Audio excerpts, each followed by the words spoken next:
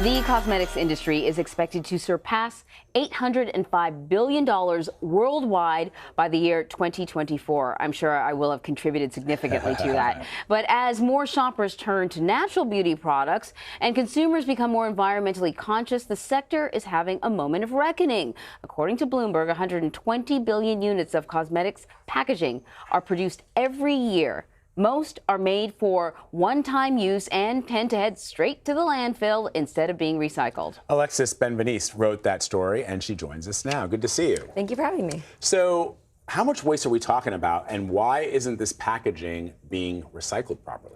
So, like you said, 120 billion cosmetic products are made a year, and a lot of it's for one-time use, going to a landfill.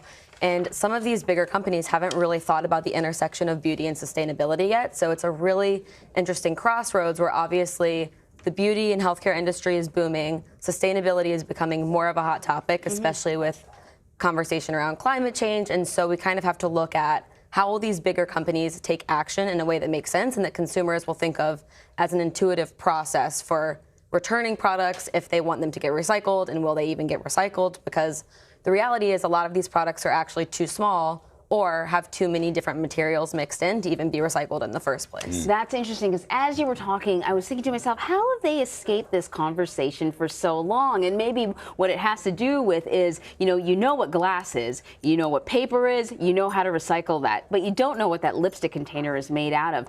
How much pressure are cosmetic companies experiencing now to do something about this? I think there's a lot of pressure in general for companies to be sustainable. It's interesting because some of the smaller companies kind of have the space to make bigger moves, whereas these larger companies have been doing the same thing for years and are sort of legacy companies that already have their process in place. They have their factories, they have something that they know works, and so they're less inclined to take these big steps. So it's interesting because you see these shampoo bars where there's no plastic included. You see mouthwash tablets where you can just put it in water and it dissolves, and that's really amazing because you are totally eliminating the packaging in the first place. But some of these companies that already traditionally have packaging have to look at how they can sort of adapt in a way where it's not creating as much waste and going straight to landfills. I think about some of these containers, Vlad. Yeah. Right? You get stuff in, it's this tiny little jar, and they're inside cute too. That's the hard part. Part of the marketing is to make them feel cute and decadent, and like you're getting a little present for yourself. So all that extra stuff is what sells the product. But there are some, like for example, the perfumer Le Labo. They're a small perfumer here in New York City.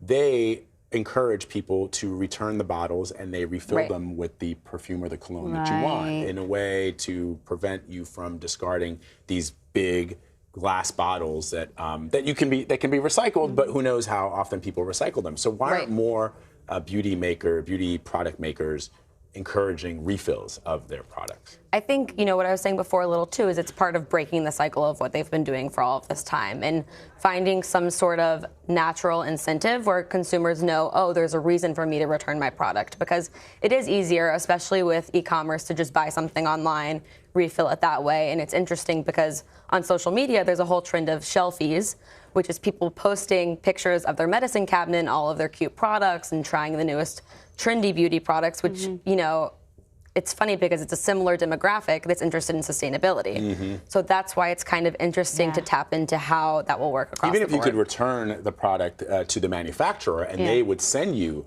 a new version. I know that would get into the way of retail, but there's a way to do this. We were talking earlier that MAC Cosmetics has had a return program for a while now, I want to say decades. It's been a while because I was still in Canada. They had it where you could return your empties to them, and they encourage you to do that because you either get a lipstick or you get something in return. So some companies have been doing it, but I do find it really interesting that this is the demo that is talking about this, but somehow have not really put pressure on the cosmetics industry until very recently. And I think a lot of it's just going to be about making it easy, because at the end of the day, as a consumer, you have to feel like it's a natural part of the process when you're buying it, because if it feels like a hassle to return it, as much as people want to feel like they're consuming in a sustainable way, if it's not easy, then it's less likely to happen for sure. I mean, the beauty industry in general is, it's been proven that even the products themselves are not good for the environment. Some of them. Some of them. I remember I was shocked to learn that years ago when I was in college and using or after college, using those facial scrubs,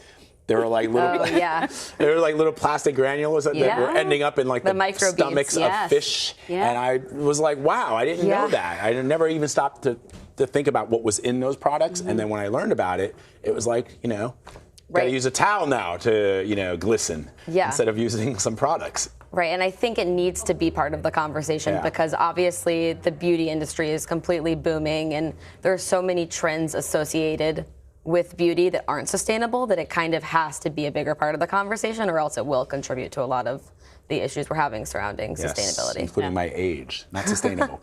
It means beauty, not sustainable. Let me tell you, you look beautiful. Oh, this is why I love working with him. Baby soft skin. I don't know why you bother with all that stuff. Chloe.